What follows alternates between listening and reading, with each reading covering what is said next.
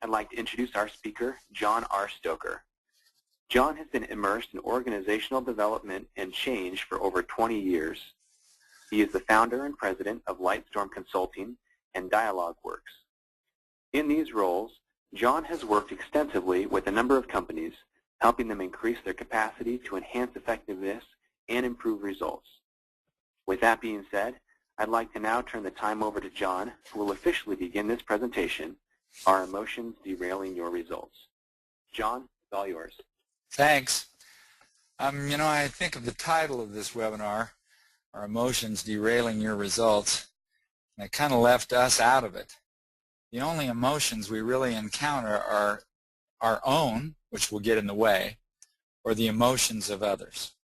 So we want to begin this morning by talking about how we create our results and our emotions. We call this diagram the process of perception. You'll notice if you look to the left, there is a dotted line that's labeled the data pool, and we have an event inside it. We all make observations through the 5 senses of an event. We do this through what we call the lens of our mental models. If you were a Covey fan, he would refer to this lens as your paradigm. If you were a Hiram Smith fan, who was the founding CEO of the Franklin Daytimer Company, he'd refer to this as your belief window. The actual term in social psychology is a schema. I often just refer to it as a perceptual filter. So as we make observations through this lens of our mental models, we engage then in the process of selection. This person seeing this event sees a group of leaves. But any of you looking at the same event might see the trunk, or maybe the shape of the tree, or maybe you see the grumpy man who's hidden in the leaves of the tree, or the lamb's head, or the upside-down horse. That's my attempt at Bev Doolittle. What happens then is that as we take this selected piece of data, we filter it through our mental models again, and here's where it gets really interesting. We subtract things that we don't like, actually ignore them, and we add things in that we do. We then take this selected piece of data, and like pieces in a puzzle, we assemble those pieces where we think that they all fit. Consequently, we assemble them in such a way that allows us to make an interpretation of what they all mean. Notice there are some black spots in the array of the pieces of the puzzle. These are intended to portray blanks or gaps in your thinking. What the blanks or gaps actually symbolize is that the pieces of the puzzle around the blanks don't fit. For example, if I told you I was from a certain part of the country and asked you to describe me with a one-word adjective, you might do any of the following. What if I told you I was from Southern California? Typically when I ask that, people say, well, surfer, or fruits and nuts. Sometimes I say, well, I'm from Utah. And they say, well, skier, you're a skier, or maybe you're a Mormon. Others, when I say I'm from Texas, would say, cowboy. And if I'm from South Florida, people usually say, well, you're old or retired. Or if you're from Manhattan, New York, they usually say, well, you're difficult to deal with at best. Note that these statements don't always apply. People from California are not all surfers, just like people from Texas are not all cowboys. But we assemble the pieces of data the way we think they fit and make an interpretation about what they all mean. Notice that there's a cloud of emotion around this person's head. That's because sometimes the way we think or interpret causes us to become emotional, sometimes not. We do know that when the emotion is hot or negative, that it obscures our rationality. From the way we think and interpret, we often act or react. In any case, we do behave, and it's our behavior that delivers results. Results goes back then into the data pool, which kind of serves to reinforce the whole process of our thinking. This is how we create our emotions. So we have to ask, do events create emotion? Most people will say, well, sure, but think about it. instead of a tree, what if I had substituted a picture of the Twin Towers on 9/11? And in the picture you can see maybe one tower down or one burning. What was the gamut of emotion that people experienced on that day when they saw those pictures on television? When I ask that in a seminar, people typically will say, well, anger, frustration, shock, disbelief, horror, and then I'll jump in and add, well, how about joy, excitement, or exhilaration? Participants often shake their heads no, but then I'll remind them that when they showed those pictures on television of people dancing in the street, that's exactly what they were feeling. So why do we get such a broad gamut of emotion from a singular event? Simple. We all have different mental models and make different interpretations about what those events all mean, which gives rise to different emotions. What's interesting about these emotions is that we've been creating them since we were very, very young. I have a 2-year-old daughter who recently on a Saturday morning when her 10-year-old brother reached over to steal one of her Cheerios out of her bowl, used a huge sweeping karate chop motion to say, no, no, Mamu, mine. Even at 2, she's learned or has the mental model that if in fact she wants to keep and eat what belongs to her or what's on her plate, she has to protect it from her brother. The other thing that's interesting about this whole process is that oftentimes the way we assemble these certain pieces of information, when there's no information, we fill in the blank or the gap and assume the worst about what it is that we're seeing. Here's a classic story.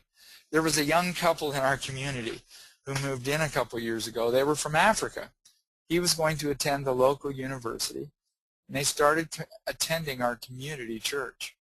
After a few months, she announced to the ladies of the church that she was 8 months pregnant and soon would give birth. The ladies of the church were totally excited and told her they were going to give her a shower. The night before the shower, she met with the local pastor, exclaiming, "Oh, Pastor, you have to save me." "Save you from what?" And she responded by saying, "Well, I don't care how nice the ladies of the church are. I can't take a shower with them tomorrow night." Although we chuckle at the story, and we understand that she didn't have the total understanding of the same vocabulary that everyone else was using, notice rather than asking, she assumed the worst and filled in the blank. So as we consider this process, let's take a look at what it is that we absolutely do know. When we look at our thinking as a process, we all make observations through the lens of our mental models at various events. What then happens is, in this process, is we select and see only part of what it is that we're observing, the part that we like. We take this selected piece of data and make some interpretation about what it all means, at least to us. From the way we interpret, we often emote, or emotion is created by our interpretation. From our emotion, we either act or react. Bottom line, we behave. It's our behavior which in then turn drives our results. So what do we absolutely know in this process? We note that emotion is always preceded by some thought, and that emotion in turn fuels our action or reaction. We asked the question, do events create emotion? And we came up with no, the event doesn't. The event may start the ball rolling, but it's us who creates our emotions by the way we think about it.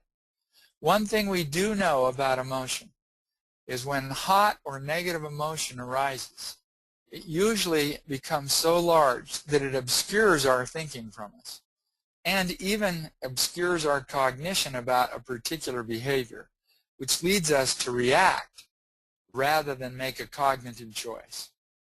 It just gets in the way. Noting this, it's important to recognize that there's actually a physiology of emotion. Our brain is put together in such a way that when we emote, we know that certain things are going on. Let's review the process. I'll explain the different parts of the brain as kind of we go. It's fascinating to consider. Notice that this person is observing a spider. The information about the spider comes in through the eye, travels along the optic nerve to a little organ called the thalamus. The thalamus is like a hard drive of a computer. It takes visual images and converts it into language that the brain can understand. From the thalamus, the information about the spider is sent to the back of the brain, which is called the visual cortex. The visual cortex compares, categorizes, and stores visual images. It's so important to sight that if the eye or the optic nerve of a person were damaged, if they're intact, and the visual cortex is damaged, a person would be blind.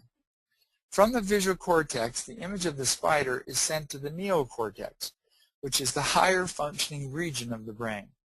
The neocortex is about analyzing, planning, visioning, dreaming. So if you found yourself saying, wow, is this spider brown or black? Well, it's black. Does it have a red hourglass on its abdomen? Oh, it does. Are these the jumping kind of spiders? Asking yourselves those questions would tell you you're in your neocortex. From the neocortex, the information about the spider is sent to a little organ called the amygdala.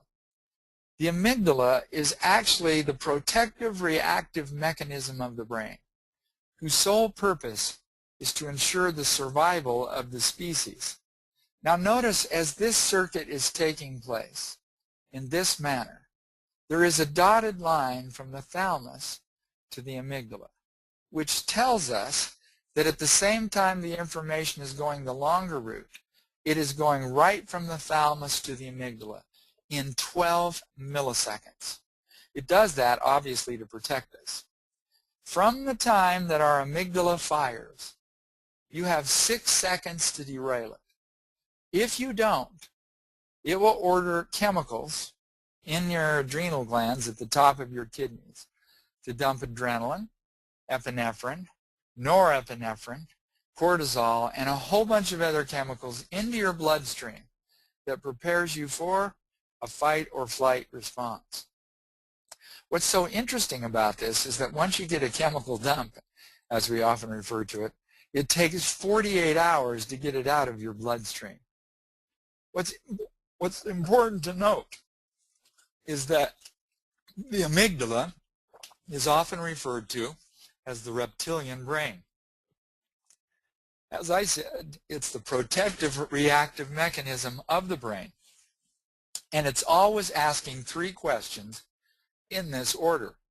Well, will it hurt me? No. Well, then can I eat it?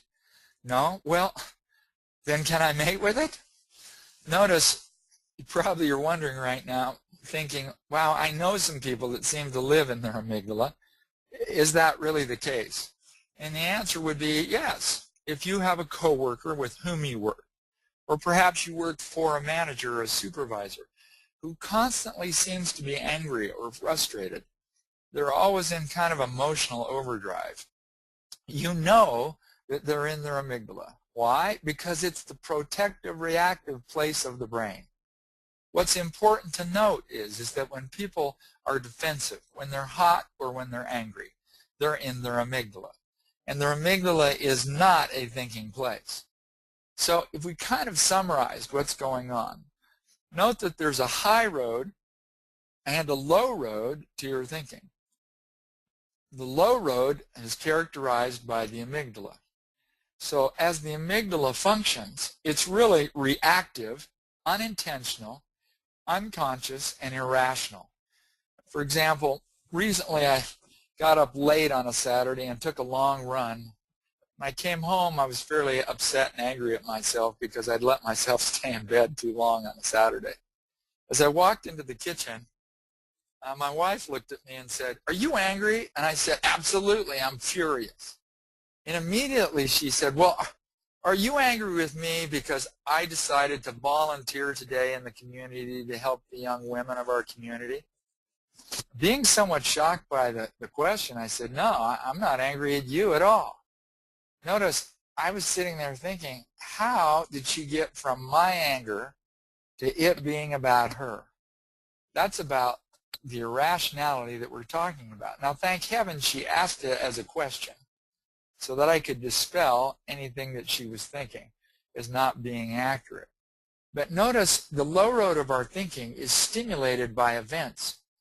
The events that occur and the stories that we frequently tell ourselves or keep telling ourselves that impact the way we think or the way we see the world. In any case, this low road of our thinking is protective and reactive. The high road encompasses the neocortex and friends. The high road is proactive, intentional, conscious, and rational. It is stimulated by language. The language specifically is about questions. So if I had said to my spouse, "Why, tell me why you're so upset. What did I really do that made you think that this was about you?" Do you often interpret my anger as something about yourself? Notice asking these questions are deliberate, intentional, conscious, and rational, and it stimulates a different part of the brain. In any case, they're cognitive and very deliberate in terms of how they work. So note that when people are emotional, they're in the low road. And the challenge becomes then is how do we get them out of the low road into the high road? What we've done is devised a model for doing that, which we'll talk about in just a moment. A couple things about emotional reaction we want to be absolutely clear about is that a person's emotion speaks volumes about them. Or if you want to make it really personal, you could say, your emotion says more about you than it does about the person that you're upset with. Why? Because you created it. Or when you're observing another person in conversation and they're emotional with you, note that their emotion is about them and the way that we're thinking. What we do know for sure is that an emotional reaction or defensiveness, our own or others, must be diffused. Why is that? Well, when intense, hot, or negative emotions are present, rationality is absent. As we said earlier, the amygdala is not a thinking place. It's a reactive place. Also, meaning is masked by the emotion. In other words, we see people's emotion, but we really have to admit to ourselves that we don't know what's behind it. And to get to what's behind it, we absolutely have to be able to diffuse the emotion, or the conversation is going absolutely nowhere. So why do people become emotional? We create our emotion by how we interpret events. So our emotion is the result of our thinking. One of the things we really ought to recognize is that our emotional reactions, those of others and our own, signals that a value has been violated. For example, let's suppose that I encountered somebody in the hallway that had just submitted a report to me, and I said, "Can you follow me? I'd like to talk about that report you gave me yesterday." As soon as we get in my office, they say, "Well, now what?" I know that by the tone of their voice, that they basically, by the fact that I asked them to follow me, have interpreted that to mean that I'm going to do or say something negative to them. They perhaps have perceived that what they did in terms of the report was good and valuable and was exactly what I wanted. And then what they've done is interpreted my behavior to be a violation of that value. So whether or not the person's perception is real or only perceived, it's about values violation. So emotion signals to us, hot or negative emotion, signals that the person's values have been violated by us, by the way that they've chosen to think about us. What will keep you in your neocortex and out of your own amygdala when you're confronted with hot or negative emotion by somebody is to just simply ask yourself, well, what's the value here that's been violated for the other person? That keeps you above the line and in the high road instead of going below to the low road. So let's answer the question in the webinar that the title kind of embraces. How do emotions derail your results? Here's how. Notice we got a line and a dot and a line and a dot and a line and a dot. The line represents the process for completion of a project, and the blue dot represents that the project has been completed. Let's suppose on the third blue dot, you deliver a project that's been completed, and your manager or supervisor all of a sudden becomes emotional. They're upset and angry because they're not getting exactly what they wanted. What that emotional reaction does is kicks you and them into the past, because what they're going to do next is engage in any number of interesting behaviors. They may blame you or criticize you, belittle you, justify their decision about something, or even threaten you. Or if they become emotional with you, you might become emotional with them and do the same things. So listen to what a blaming statement might sound like. This was all up to you. Or criticism, I would have expected more from you on this. Belittling, any bonehead knows how to do this. Justifying, you know, I trusted you to get this right. And maybe they even threaten, you know, if you know what's good for you, you will get this right quickly. Notice that all those kind of statements are descriptions of things that have happened in the past. What also happens because of them is it causes you to become defensive. And then you kind of live in the past. When this happens, both parties are stuck. So the challenge becomes, how do we get out of the past and get through the emotion, accelerate through the emotion into the future? There's nothing wrong with exploring what happened so that you can learn from them, and then coming up with steps or processes to avoid the challenges or roadblocks that happen. The problem is moving past or through the emotion and into the future rather than dwelling on what's happened in the past. So to help you with this, we created a model that we call the EASE model.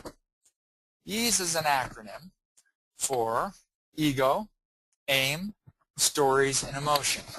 We refer to it as the EASE model because it kind of says, if I'm looking at another person as I'm speaking with them and asking myself, are they at ease? I'm really asking, are they cool, calm, collected? Is there an absence of emotion? And I can ask it of myself. Am I at ease? Yes. Well, then I know that I can continue.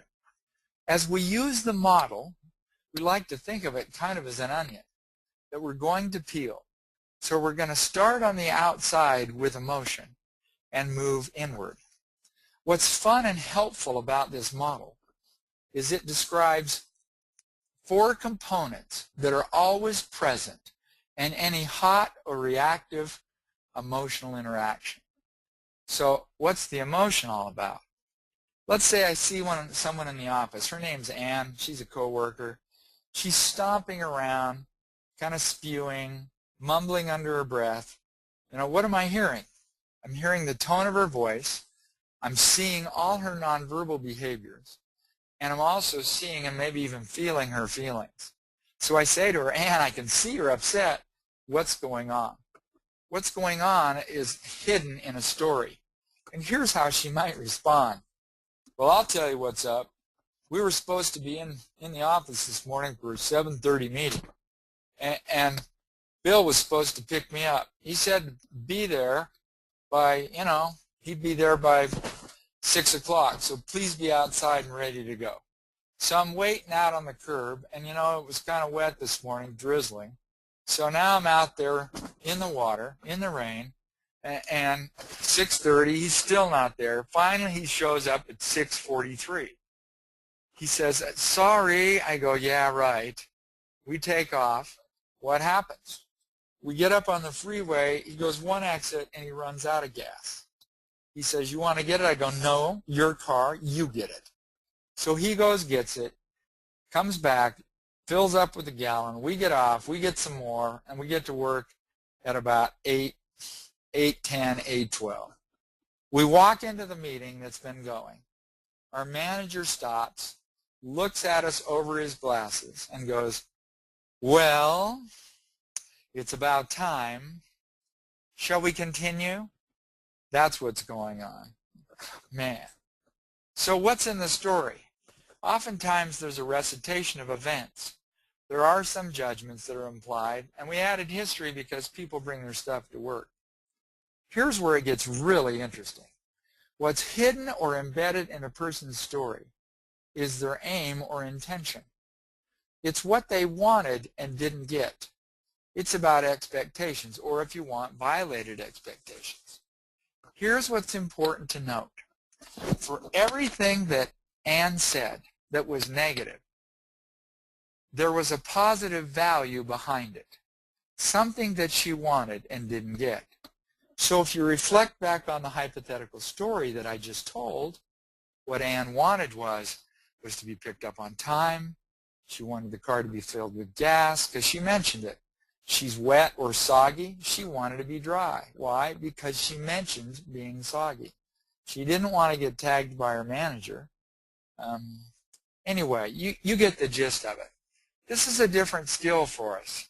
Most people are not used to listening to other people's whiny, blamey, complaining comments as really an expression of a value. Learning to listen to what people are saying and asking yourself what is it that they really wanted is very helpful in understanding what's going on behind the story. What drives everything else is a person's ego. Now, this isn't a negative for us. We all have an ego. An ego is how we esteem ourselves. I hired a couple of PhDs to help us in the creation of this model because at the time I didn't know much about ego. What was interesting was that they said that ego, there are 1,400 ego needs. I thought, great, that will do. So what we really did is boil down all those ego needs to 5 that seem to be most prevalent. They are capability, acceptability, respectability, likability, and security. You should note that these ego needs are also personal values. So if they're violated, what is a person going to do? A violation, in essence, is a symbolic attack. And what are they going to do? They are going to defend outwardly. Let's talk about these 5 for a moment. These ego needs or values, which we listed, we'll take them one at a time, and then I'll give an example of each of them. Capability is about performance or expertise. This is actually at the top of the hit parade. 95% of the time, this is the value that gets violated at work.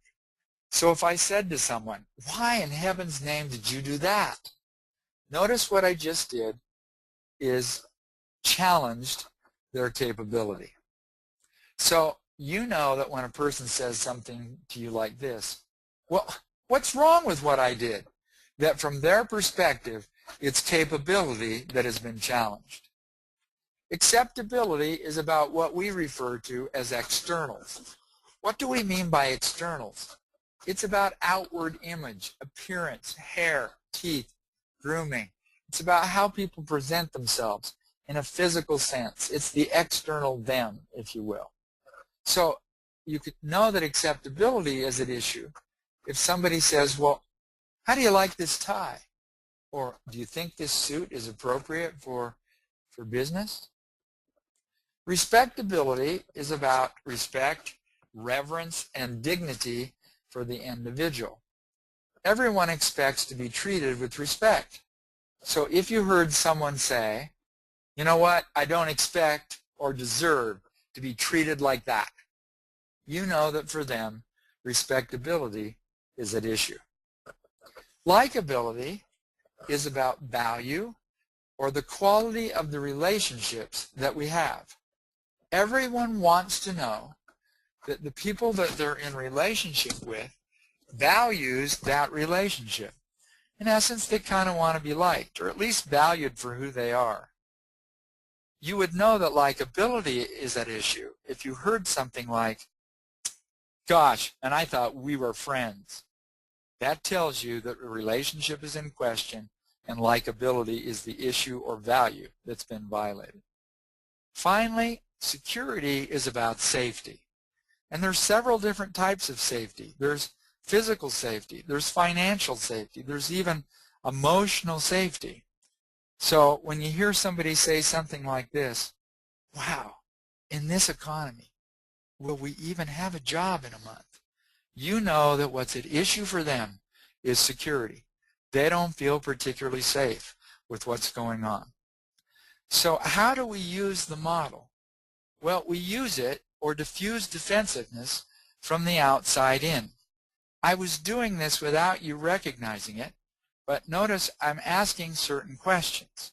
So when I talk about emotion and I want to use the model on myself, I can just ask myself the question, what am I feeling?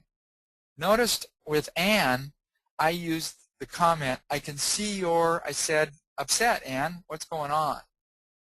This is what we call a reflecting statement. Reflecting statements are very powerful because when we say them, what a person's brain hears is, hey, they're on our side, which has the effect of diffusing their emotion. So I said to Anne, I can see you're upset. What's going on and what's happening? When I do that, I'm actually moving to the story part of the model. If I can get Anne to tell me her story, what she did, I will be able to identify her aim, what it is that she wanted. You'll get so good at this that you really won't even know to ask the question. But if the story is long and you want to focus up the interaction, all you have to do to Anne is say, gosh, of all the things you told me, what is it if you told me one thing? What did you want? And they'll tell you. Sometimes they'll hesitate a little bit because it makes them think. Now what's interesting about what people want, what's also hidden in the story, is the ego piece, right? And you get to that by asking, well, why did you want that? Or what was most important? So let's say with Anne, I said, Anne, of all the things you told me, what did you want? And she said, I absolutely wanted to be on time, 7:30 at our team meeting before work started. And I might say, why? Or I might say, what was so important about that? And then she might say something like this, well, I've been tardy a lot lately. And I was told that if I was tardy one more time, that I'd get a letter in my file and I might be suspended from work for at least 2 days. That's what's going on. Well, that's all about job security. So notice asking the questions helps you to peel the onion, get past the emotion to the story, aim, and ego, which is often hidden by the emotion. So notice when we talked about emotion kind of being a mask of the meaning, what emotion really masks is the story, aim, and ego piece that people have. Also note that asking questions physiologically forces a person out of their amygdala into the high road of their thinking, into their neocortex. They cannot answer these questions if they're in their amygdala. So let's use a model that we've created. We've created a model for holding any difficult conversation. There are 4 steps to the process of holding this conversation. I'm just going to introduce it quickly to you, and I will say that there's a number of things on our site that you can listen to for free if you'd like to learn more about this process. But to hold any tough conversation, there's always initiation, a starting point, a discovery point, a place to connect, and a place to build. So what do we do as we initiate? We initiate by describing the situation. In the situation, we begin by focusing the attention of our listener, sharing facts or data, and sharing interpretation, our interpretation of those facts. Once we've done that, we're ready to move to discovery. In discovery, we gain understanding of the individual by asking either questions to confirm our thinking from initiate or open-ended questions to learn. Once we've done that, we want to connect by clarifying our understanding. And in connection, what we do is connect with what I want with what they want. And we do that simply by summarizing. Finally, in building, we're ready to establish accountability. This is the piece that often goes missed. We want to create a plan and a commitment together about what's going to happen differently as we move forward. So let's take the ease model now, and we're going to put it into this process of initiate, discover, connect, and build. So in initiation, we describe the situation by describing what we're seeing by either reflecting the emotion, and I can see you're upset, or reflecting the action. Why the action? Because not everybody gets emotional. There's a lot of people out there who just keep their emotions totally inside. You can tell they're silently seething. So you would say something about their behavior or their action. You know, I noticed you've been really quiet this morning. Or I noticed you really haven't been yourself. Or I've noticed that you haven't spoken to me in 3 days. As soon as we describe the situation, we want to move immediately to discovery, which is where we gain understanding. And we do that by sharing our stories, getting them to talk about their stories, what's up, what's going on. We try to identify their aim or intention, what they wanted, by simply asking, what did you want, or what expectations were violated. And finally getting to ego by asking why or what was most important. Once we've done that, we're ready to connect. And we do that by clarifying our understanding of what we've heard. And we just summarize the emotion, the story, the aim, and the ego that we heard. So I might have said to Ann, wow, Ann, you were really upset because Bill didn't pick you up on time. And you really wanted to get to that meeting by 7:30. And that was important to you because of some job security issues that you're wondering about. Is that right? And all Ann has to say is, yes, that is right. Or she might say, well, yeah, but there's something else, and then she may even fill in the blank, which increases my understanding as we clarify. Finally, we're ready to build and establish accountability. What's interesting about this part of the conversation is sometimes you may find out that in asking a lot of questions down here in discovery, that their emotion is nothing to do with you. So in this case, you would offer ideas or assistance. How can I help? Sometimes people will ask for advice. Sometimes they'll just say, well, I guess I just really wanted you to listen, someone to listen. Thanks for doing that. However, when you're down here gaining understanding, you may find out that their emotion is about you. If that's the case, then you need to use your ABCs, which is about apologizing, building ego, and clarifying intent. So let's just summarize the process. Applying the DialogueWORKS process or framework, you want to prepare in advance to basically hold a tough conversation because you know that an emotional response may happen at any time. So you want to know how to initiate, which is about reflecting emotion or action, discovery, asking any kind of questions you want to get them to tell their story, connect with them by summarizing what you have understood their story to have been about, and then either offer ideas or use your ABCs. Let's talk about ABCs for just a second if we could. Use your ABCs. Apologize, build ego, and clarify intent. Let's say I pick up the phone. I ask someone to come to my office right now to talk about a presentation they gave this morning. They agree to come. They walk through the office door, sit in the chair, slouch, look at the floor, and say, what did I do now? Clearly, I know that they've misinterpreted why they're there. They probably think I'm going to give them negative feedback or constructive feedback of some time or another.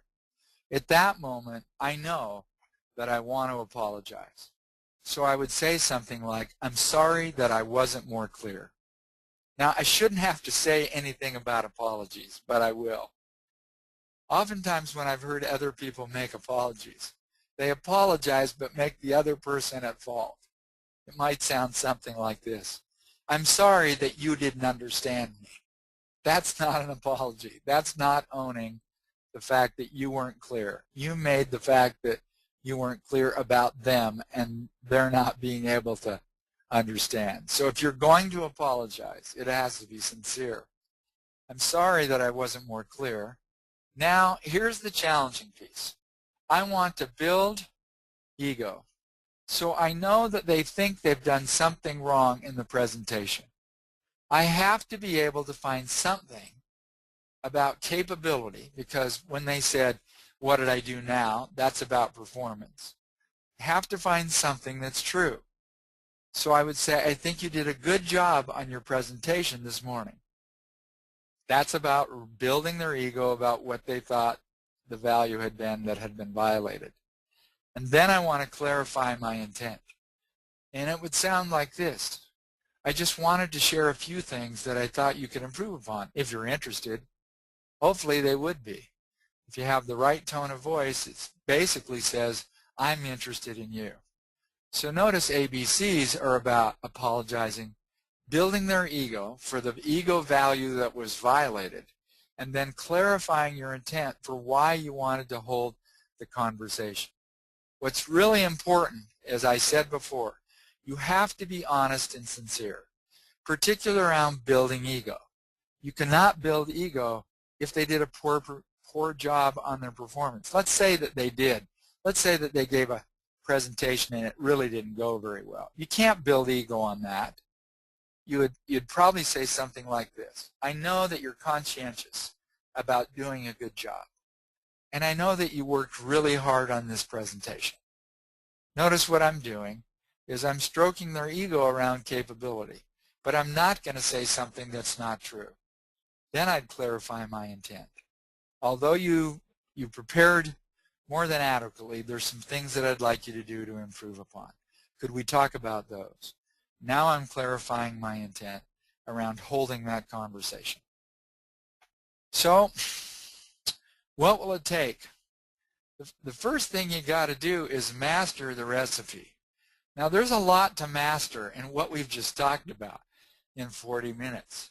Notice that what we've done is we talked about an ease model that's encompassed by using questions to help a person out of the low road and into the high road of their thinking. You got to know the model. You also need to learn to listen to people's gripes and complaints and identify the value from their perspective that has been violated. You also learned about initiate, discover, connect, and build, which means that there's actually a process for holding this conversation. If you'll learn and internalize and practice that process, it will become second nature, and it will help you in any difficult conversation that you hold. Also, you want to learn to use reflecting statements to reflect their emotions, ask questions to explore their story, acknowledge wants or violated expectations, and then even identify values. On top of that, there's all the ABCs. How do I apologize? Build ego, which means you have to recognize what ego need or value has been violated, and then get clear about what your intent was for holding the conversation. Lot to work on. If you wanted to make it easy, just note this to begin with. Asking questions of a person who's defensive will help reduce the person's emotional reaction because it forces them out of their amygdala and into a different part of their brain.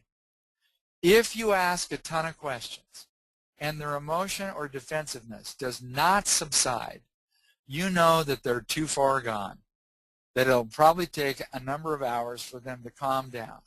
If that's the case, excuse yourself and give the other person time and space. Now, when you excuse yourself, you don't want to say, you know, we could talk if you weren't so emotional, so let's do it later. Notice you just blamed them for the fact that you can't hold the conversation. In essence, you've rejected their emotional state, which will send them higher. If you have to do anything, you know, ratchet up your own tone and make it about you. Say something like, you know, I'm so confused and a little frustrated in this conversation right now, I can't think. I'm sorry, I need some time to think this through. Please excuse me. Excuse yourself in that particular way. That's what you do. So just know that we at DialogueWORKS try to help people get talking about what matters most. We'd like to help you get moving in the right direction. If you're interested, we'd encourage you to go to our website. There's a number of things that are free on our site if you'll create yourself a login. There's articles, there's a free blog, media. We're recording this webinar. We recorded it last time and put it up, but we thought we could get a better take this time. We'll put it up for you to listen to. There are other events about where we are in and around the country doing things. There's conversational recipes. These are recipes for particular conversations that people often struggle with. Many of those are free and some are for fee. And there's a listing of our training programs, and there's opportunities for one-on-one mentoring. You can contact us at info@dialogueworks.com or at the number there on your screen.